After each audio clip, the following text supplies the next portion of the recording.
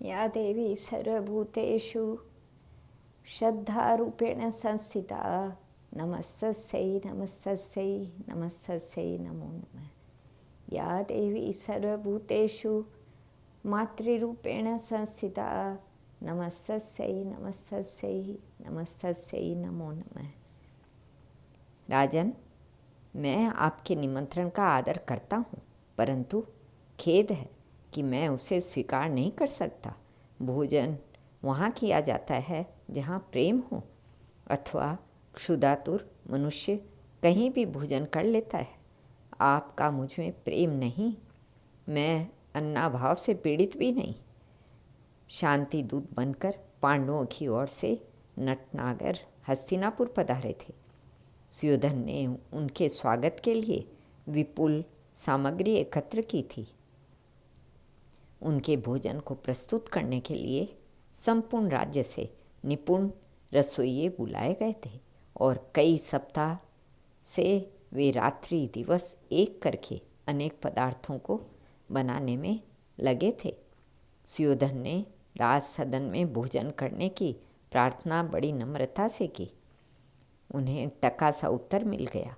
उन्हें पता नहीं था कि यह ब्रज का गोप सामग्रियों का नहीं, प्रेम का भूखा रहा करता है। श्याम सुंदर के मन में तो कोई आकर्षण काम कर रहा था। उनके श्री चरण विदुर के ग्रह को सार्थक करने जा रहे थे। ऐसा क्यों? इसलिए कि विदुर पत्नी ने जब से सुना था कि श्री कृष्ण यहाँ पधारे हैं, उनके प्राण, उनका मन, उनका हृदय एक ही जप कर रहा था। उनकी संपूर्ण शक्ति एक ही इच्छा में केंद्रित हो गई थी। मैं उन मयूर मुकुटी का दर्शन करूंगी। मुझ अभागिनी के भाग्य में भले यह न हो, परंतु अपनी बुआ कुंती से मिलने वे अवश्य यहाँ पधारेंगे। और तब आड़ में से ही सही उन सर्वेश्वर के दर्शनों से मैं अपने नेत्र सफल कर लूँगी। आज मेरे जन्म के पुण्यों का उदय हुआ है। उन्होंने वनमाली के स्वरूप और गुणों के विषय में अपने पति से बहुत कुछ सुना था। कैसे होंगे वे श्रीमान वासुदेव, कैसी छटा होगी उनके श्री अंग की। उस जलद नील शरीर पर तड़ीदाव पीतपट कैसा जान पड़ता होगा। उनका मयूर मुकुट कितना मनोहर होगा।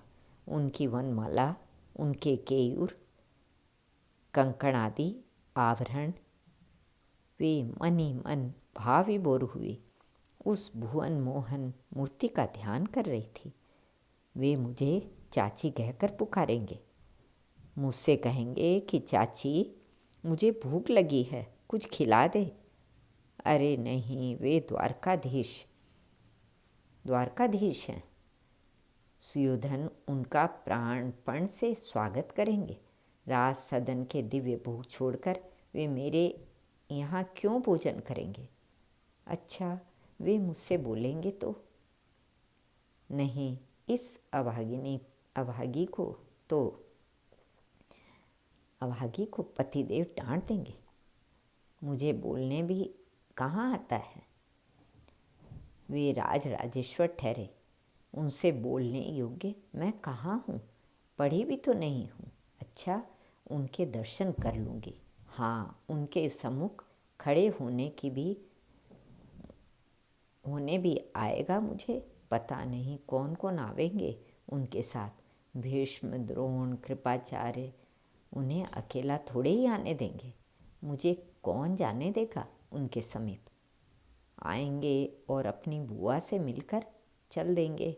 जो भी हो, पतिदेव भले रुष्ट हों, परंतु एक बार कहीं से छिपकर उनकी एक झलक से नेत्रों को अवश्य सफल करूंगी। अनेक संकल्प विकल्प हृदय मंथन कर रहे थे। रात्रि भर इन्हीं विचारों में निद्रा नहीं आई। विदुर जी कहीं चले गए थे। विदुर पत्नी ने गृह स्वच्छ किया, स्नान करने लगी। चाची, ओ चाची।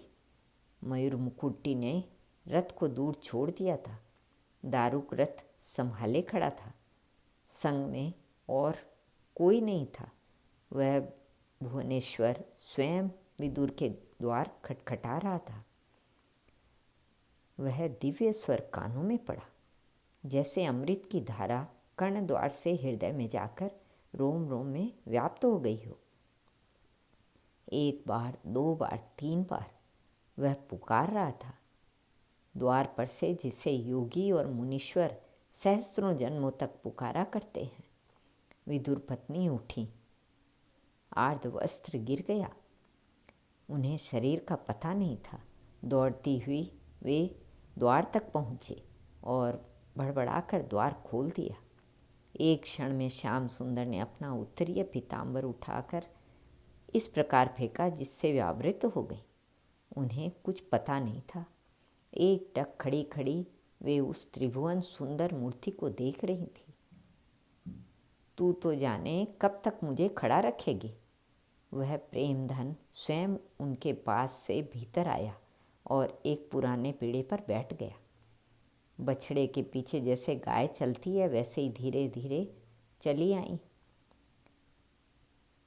मुझे फिर खूब देख लेना, अभी तो बड़ी जोर की भूख लगी है, कुछ खिला, आग्रह किया उसने। एक कोठरी से केलों के कुछ फल विदुर पत्नी उठा लाई। बड़े स्वादिष्ट हैं ये फल। माता यशोदा के मक्खन के पश्चात आज ही स्वादिष्ट पदार्थ मिला है। वह बड़ी प्रसन्नता से झूमकर प्रशंसा करता हुआ उन्हें ग्रहण कर रहा था। विदुर पत्नी प्रेम विभोर थी। छील कर केले का गुदा वे फेंकती जाती थी और छिलके मोहन के हाथ में देती जाती थी। उन्हें पता नहीं था कि वे क्या कर रही हैं। वहाँ उनके प्रेम से वह आनंद घन भी विभोर था। उसे भी पता नहीं था कि वह क्या खा रहा है। उसे तो प्रेम में स्वाद आता है और वह प्रेम ही का प्रसाद पा रहा था। अरे पगली, करती क्या है? श्याम सुंदर को छिलके खिला रही है, नंगी बैठी है। ची, जा वस्त्र पहन ले, ला मैं केले खिलाता हूँ। द्वार खुला था। विदुर जी ने आकर पत्नी को फटकारा। अब विदुर पत्नी का शरीर का बोध हुआ। वह चौंकी, केले पति के हाथ में देकर उठ गई। बस विदुर चाचा, केले मीठे हैं परंतु इनमें छिलकों की जैसा स्वाद नहीं। उसने एक ही केला लेकर हाथ रोक दिया। विदुर ने एक क्षण सोचा, भरे दृगों से बोले, मुझ में वह प्रेम कहाँ है? श्री कृष्ण अर्पणमस्तु।